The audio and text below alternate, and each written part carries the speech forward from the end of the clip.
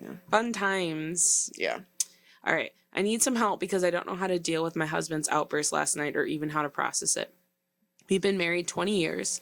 It's been extra tense the last 2 years, and I've been gaining the courage to plan an exit. For 2 years. He goes to bed at 8:30 and has a hard time getting to sleep, so I usually go to bed when he does, so I'm not preventing him from sleeping with noises from TV, etc. Ugh. Yeah. He gets up at 4 a.m. or so. So last week I walked the dog at 8:15 p.m. and saw some neighbors / their dogs and stood there and talked and got home around 8:45 and he was trying to sleep. My being gone without telling him upset him and he said he was worried. And then he couldn't get to sleep. He didn't sleep well that night, so he was mad I disturbed his sleep. I apologized and said wouldn't do it again. I agreed it was inconsiderate of me. She lives with a tyrant. Yeah. She lives with a tyrant. She is a grown-up that has a bedtime. That's before 9 o'clock. Sorry, that's a little bit of a joke. But no, true though. And is like apologizing for socializing for 30 minutes and like not asking for permission. Like I feel like this goes deep. This is not like this can relate. No, not like, you've never. This is like married for 20 years is like he broke her down to this over time. I missed the 20 years part. Married for 20 years. Sorry, I missed the part. Broke her down over time. I want to know, does she like just sleep from like 8:45 to 8 a.m. at her regular job starts? Or does she get up at 4 a.m. with him and make him breakfast? Unfortunately, I did the same thing last night. Not unfortunately. Oh. I walked the dog, saw some neighbors who are friendly and talked. This time I texted him to let him know I was talking. This is also the sinister thing they do. They make you believe that there's something that you could do to stop the fight, to stop the abuse. Like, oh, well, he was mad I didn't communicate. No, girl, he was just mad, period. Because you think that he's a normal person. Yeah, so I'll just communicate next time, and then it'll be fine. I'm not a good communicator, so I have to communicate better. Nigga, what? I really like this new lady, and I don't have any friends, but I should have gone home sooner. Not he isolated her to the point of having no friends. And also the fact that she can't schedule a hangout and has to bump into her. Odd. I came home at 9:15 p.m. I was super quiet and tried to slip into bed unnoticed. I didn't even turn on a light. As soon as I got into bed, he started flailing the covers and flapping and sighing and stomped to the bathroom. So woke himself up and also wasn't asleep. The dog got excited at it and started running around with a sock and doing zoomies. Oh, yeah, I bet so, because he was fucking flailing around and winding the fucking dog up. Maybe he thought he was playing IDK. So I turned on my bedside lamp so he could see where he was going, and when he came back, I apologized and said he won't have to ask me again to not wake him, and I was sorry. He curses and yells and turns and says, turn off your fucking light. I do, but otherwise I stay quiet and still. Quiet and still. She's Jesus so Christ. Abused. She has had so much abuse. This is like the kind of client where if they left tomorrow, they would like, it would take 5 years to even process, like for them to come to terms with like how controlled they were. Like her life is wrapped around him, and I can tell it just from this email. Yo, she's clocked. Everything is timed. That's nuts. Yeah, mine is not like that. He lays back down. About 1 minute later, he starts flailing and throws his CPAP mask and pushes them. I don't know why that was funny. What a bitch. Oh, so he's a fucking bitch. Oh, it's always bitch-ass niggas, sorry, who are doing shit like this. Right. And punches the mattress and stomps off. Come back. This is also why I could never be with someone like this, because I would have got murdered, because when he threw the CPAP, I would have been like, you good, bruh? And then when he stomped off, I would have been like, ooh. You have to make fun of that right away and find out. Yeah. Yeah, I couldn't not. Like, I could never. It's not even that I'm so good that I would leave, because they break you down over the time to make you feel like you, like.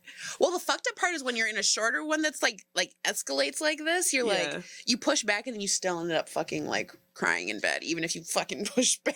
Oh, you do, because it's demoralizing and humiliating to be in a relationship where somebody gets you out of your body like that. I used to whip around and be like, you just made me do that shit. Like, I would have done some mean shit or something, and I would be like, you just made me do that. Oh, it did. It did. And Bass did it. Yes.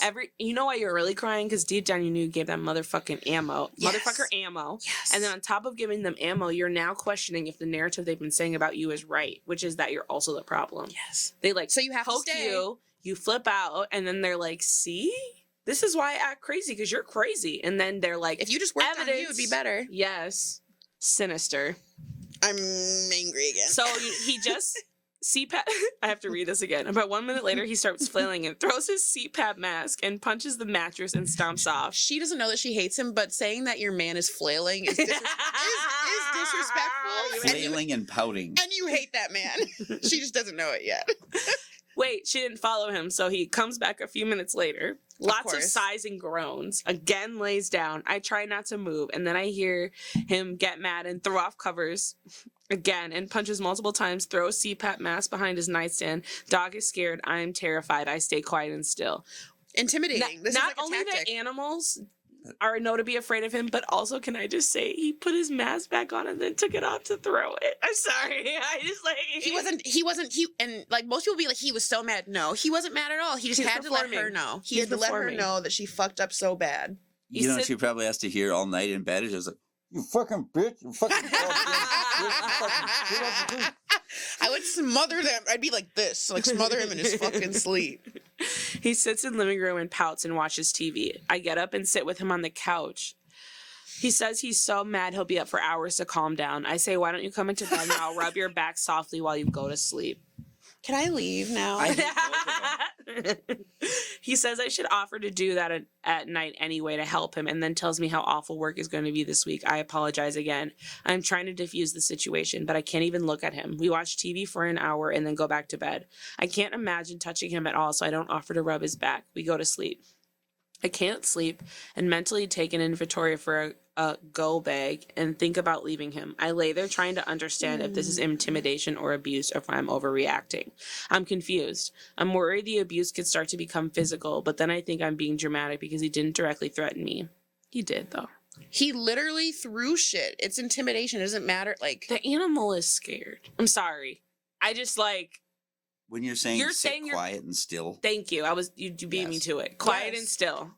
Right, exactly. It's like a rabid animal is in your house. Like, quiet and still? Like, did you run up on a bear? That's like monsters. When I tell people, like, how do you, like, recognize abuse? It's not based on, like, what the other person is doing, but it's how, like, the victim is, like, describing their experience lets you know. So she woke up to stonewalling. This morning, he doesn't say a word to me. He does this quite often. I don't say a word to him. Normally, I always do. I never give the silent treatment, but I can't say a word. He then kisses me on the head as he leaves for work. Because he didn't get what he wanted because you gave him the silent treatment back. Weird, since he's not talking to me and I say, have a good day, but he doesn't respond. Yep. And he took the power back. Exactly. I was hoping to get an apology for his tantrum, but I guess I should know better. I'm trying to decide if I bring up his behavior to him or whether it would even do any good. It won't do any good. Thanks for reading. I've been in this relationship for so long that I'm so confused what is even normal anymore. And that's the first step, that you know that your perception has been shifted to the point that you don't know what's normal. This is not the relationship you ever pictured yourself in. He never hit me, but rarely has done intimidating behavior like when he's super mad. He mostly yells and berates, but doesn't throw things. He occasionally will punch things like a couch or a pillow, but not often. Are you on the couch, though? Right. Are you near the pillow? Are you on the bed when he's doing those things? That's part of the intimidation. He's not it's telling next to you and around you. He's doing it so you can see. Totally. It's not worth it talking about it. No. You need to leave. That go bag that you've been thinking about, pack that shit, sister. Pack it. Go stay with a friend. Go stay with a parent. You could probably leave at, 4:30? Or what time does he get up for work? 4 a.m.? While he's like smothering himself with a CPAP, just like throw some shit in a bag and go. Could she just like unplug the CPAP and shove the hole? Literally! What would he do then?